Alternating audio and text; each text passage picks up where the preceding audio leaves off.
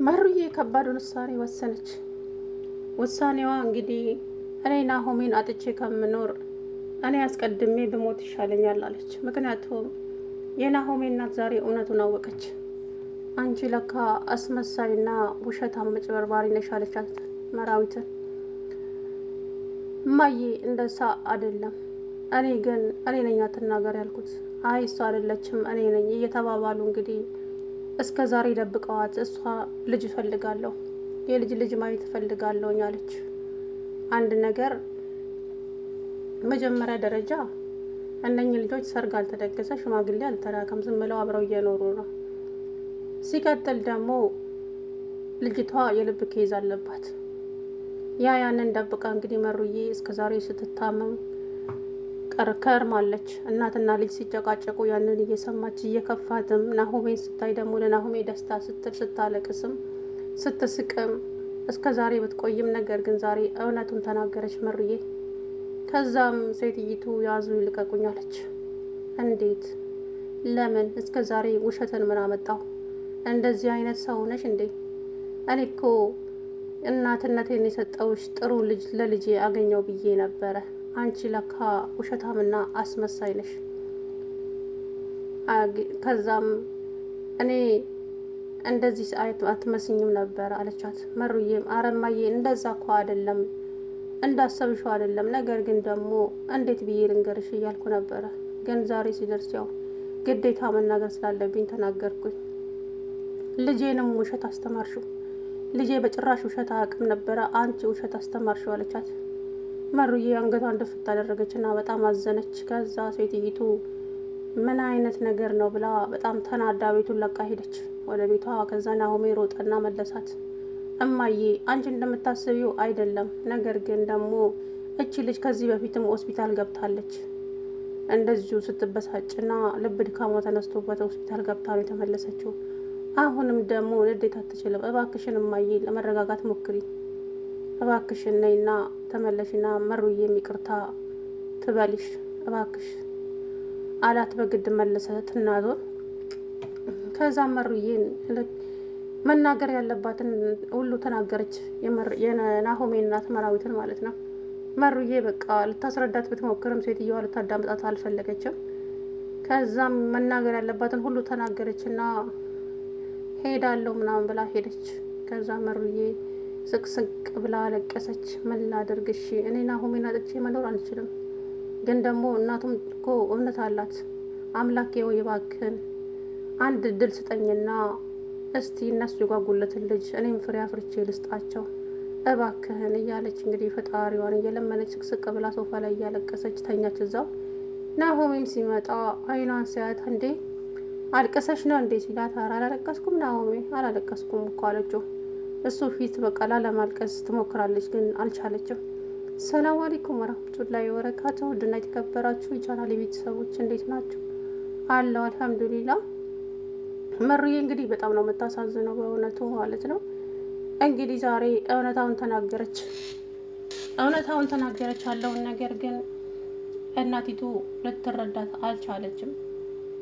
ለመጀመሪያ ጊዜ ያስደነግጣል፣ በእርግጥም ያስደነግጣል። ልጅቷ ልብ ድካም እንዳለባትና የልብ ኬዝ እንዳለባት ግን ደግሞ በዚህ ደረጃ በቃ ልጅ እኮ ዋናው እሷ ጤና መሆን ነው አይደለ? ይደርሳለች። ፈጣሪ ደግሞ ምንም አይሳነውም። ትወልድ ይሆናል አይታወቅም። ግን የናሆሜ እናት እንግዲህ ስሜቷን እንዳለ ዘርግፍ አድርጋ ተናገረች። እኔ እኮ ልጄ ውሸት አያውቅም ነበረ፣ ከየት አመጣ ብዬ እኮ ነው ውሸት።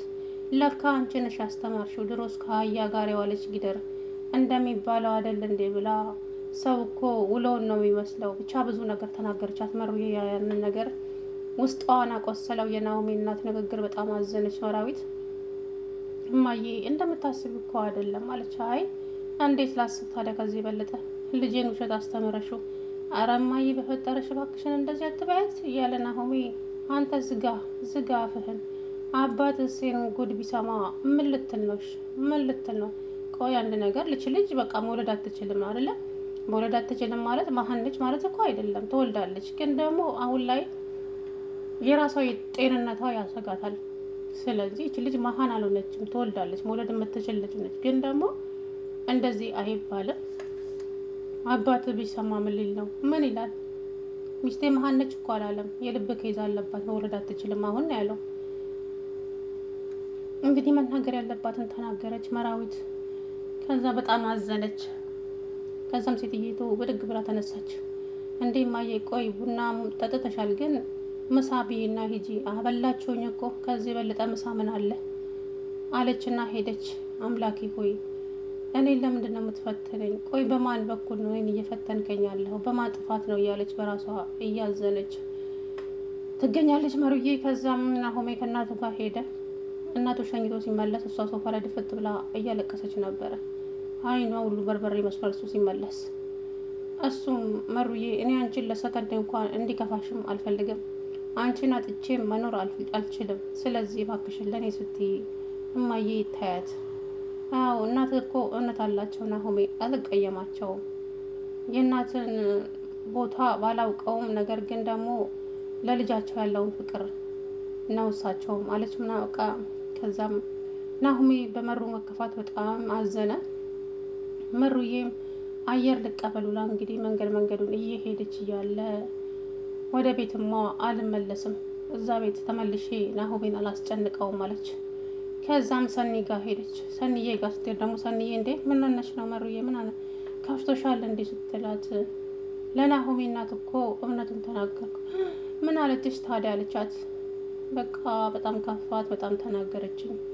እሺ እኔ ምን ላድርግ? እሳቸውም እኮ እውነት አላቸው። ለመጀመሪያ ጊዜ ሲሰሙት አስደንግጧቸው ይሆናል። አይዞሽ አለቻት። አይ እንደዛ እንኳ አይመስለኝም፣ ግን እኔ ናሆሜን አጥቼ መኖር አልችልም እና ሰኒዬ እባክሽን ዛሬ እዚህ አንቺ ጋር ልደር አለቻት። እንዴ ለምን ናሆሜ ስትዩ? ናሆሜ በቃ እኔ ዛሬ ጸጥ ያለ ነገር ነው የምፈልገው፣ ስለዚህ እባክሽን ፍቀጂልኝና እዚህ አንቺ ጋር ልደር አለቻት።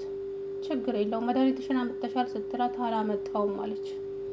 በቃ እኔ ሂጅ ያመጣለሁ መድኃኒትሽን፣ አንቺም እዚህ ጋር አረፍ ብለሽ ጠብቂኝ፣ ከዚህ ጋር እንዳትነሻ ያለቻት። ሰኒዬም ሄደች ናሆሜ ጋር። ከዛ መሩዬ ውሃ ልጠጣ ብላ ብድግ ስትል ራሷን አዞራት። አሁንም ስትነሳ ሄዳ ዝርር አለች። ምክንያቱም እች ልጅ ንዴት ነው። ልብ ድካም ያለበት ሰው ንዴት አይችልም፣ ጭንቀት አይችልም። አላህ ይጠብቅ። እንግዲህ መሩዬ በጣም ታሳዝናለች። አላውቅም ትትረፍ ባዶ ቤት ውስጥ እንግዲህ አስባችሁታል። አላውቅም መሩዬ ምን ላይ እንደምትሆን። ናሆሜስ ምን ይሆን? እውነት በጣም ነው የሚያሳዝነው። ቤትም እንግዲህ ዛሬ እንደዛው እየቀጠለች ነው። ዛሬም እንደዛው ነች። በእጄ መብላት አልፈልግም ኪራዬ አንተ ካላጎረስከኝ እያለች እንግዲህ አንተ እንድታጎርሰኝ ነው የምፈልገው፣ እንደው ገረጋንቲ ጉረሽ አቦ እያለ ኪራ እንደው በመከራ። ከዛ ጽናቴ ምሳ አልበላችም፣ ባሏን እየጠበቀች ነበረ። ከዛም ኪራ ሲመጣ ምሳ አልበላንም ምሳ እንብላ ስትለው እንዴ እስካሁን ለምሳት በይ ይላታል። እኔ ብቻዬ መብላት አስጠልቶኝ ነው ስትለው እሺ እንብላ አቅርቢ አላት። ጽናቴ ምሳውን አቅርባ እንግዲህ ሊበሉ ሲሉ መጣችና ቁጭ አለች። ኪራዬ እኔንም አጉርሰኝ አለችው። ገረጋንቲ ጉረሽ ይጂኒ ቲና ጋር ታጎርስሽ አላት። አንተ እንድታጎርሰኝ ነው የምፈልገው አለች። ከዛ ጽናት ወይ ቤቲ አንቺም አልበላሽም ለካ ሳህን ላምጣልሽ። አይ እምቢ እኔ ኪራዬ እንዳጎርሰኝ ነው የምፈልገው አለች። ከዛም በቃ አጉርሳት አንተ አጉርሳት ስትጨርስ እኔ እመጣለሁ አለችው። እንዴ አንቺ ሲላት በቃ እኔ እናንተ በኋላ እንበላለን እሺ በቃ አለና በንዴት መቼም እንጀራውን እንደው ግማሹን ነጠፈው ማለት ይቻላል። ግማሹን እጥፍ አደረገና አፏ ውስጥ እንዳላጎረው እንጀራው ማላመጥ አቅቷት እንደው ስትደበድበው ኪራን ገረጋንቲ ጉረሺ ምን ነው ይዞሽ በሄደ በዛው እያለ እንግዲህ ኪራ በግድ አጎረሳት ማለት ነው።